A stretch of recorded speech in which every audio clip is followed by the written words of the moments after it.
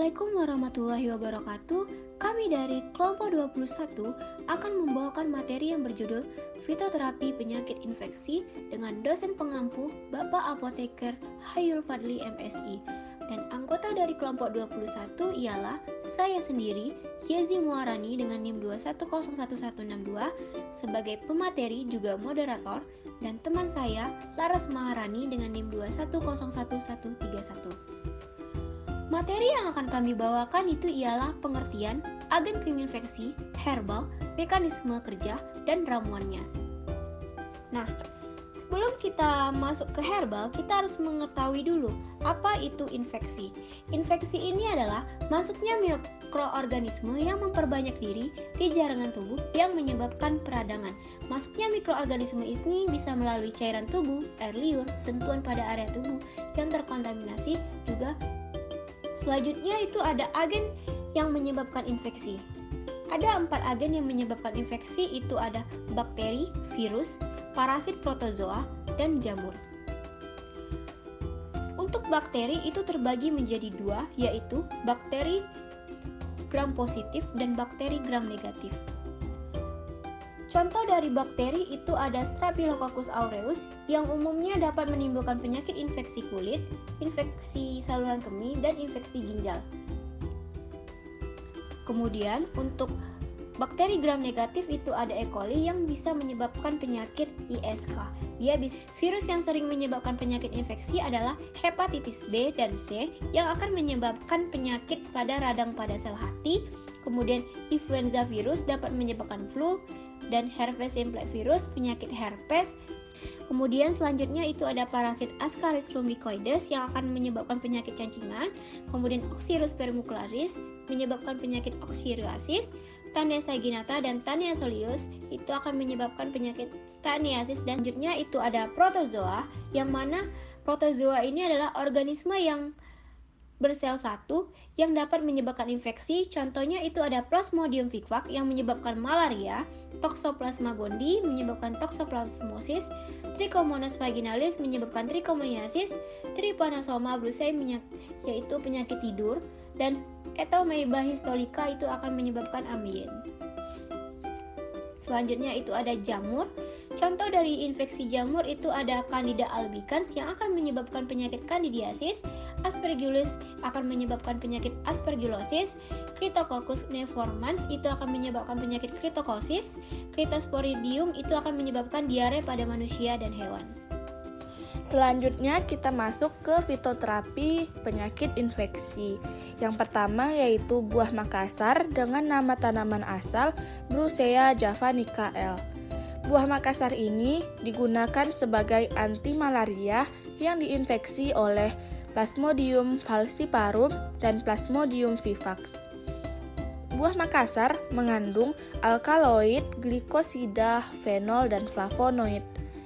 Pada daun itu mengandung tanin, dan pada batang mengandung 1,8-dioksiantraquinon dan alkaloid. Yang digunakan sebagai anti malaria adalah bagian batang dan buah dari buah Makassar. Penggunaan buah Makassar sebagai anti malaria dilakukan dengan cara perebusan batang atau buah dan kemudian diminum airnya.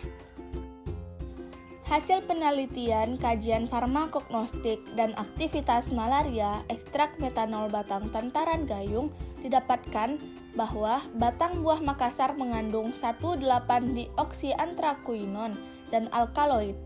Pemberian ekstrak buah Makassar pada konsentrasi 10 mikrogram per mili dapat menurunkan tingkat parasitemia lebih dari 30%.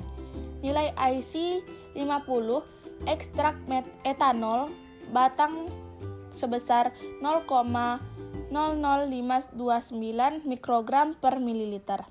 Artinya, pemberian ekstrak buah Makassar dengan konsentrasi 0,00529 mikrogram per mili dapat menurunkan tingkat parasit sebesar 50%. Yang berarti, ekstrak tersebut mempunyai efek dan sifat antiplasmodial. Yang kedua adalah brotawali dengan nama latin Tinospora crispa L. Brotawali ini digunakan sebagai anti malaria, antibakteri, khususnya bakteri Staphylococcus aureus, infeksi saluran kemih, serta kudis. Secara umum, zat yang terkandung pada brotawali adalah alkaloid, damar lunak, pati, glikosida, kolumbin, dan berberit. Untuk anti malaria tersebut digunakan bagian batang dan daun brotawali. Pada hasil penelitian didapatkan hasil ekstraksi serbuk brotawali dilakukan dengan mengeringkan daun dan batang tanaman brotawali. Ekstrak brotawali Tinospora crispa L 400 mg per kilogram berat badan mempunyai khasiat antiplasmodial. Semakin besar konsentrasi ekstrak brotawali yang diberikan, semakin kuat dalam menurunkan jumlah plasmodium darah yang diinfeksi oleh Plasmodium berghei. Selanjutnya yaitu adalah wortel dengan nama latin Daucus carota L. Wortel ini digunakan sebagai antibakteri khususnya bakteri Staphylococcus aureus.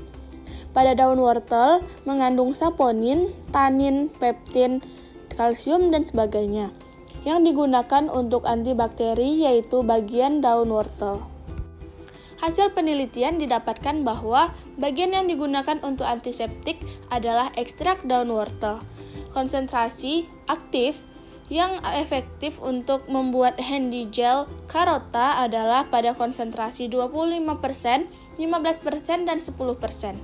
Handy gel carota mampu dijadikan sebagai produk kesehatan terhadap Staphylococcus aureus. Yang terakhir yaitu adalah jambu mete Anacardium occidentale L, yang mana jambu mete ini digunakan sebagai antibakteri dan antiinflamasi.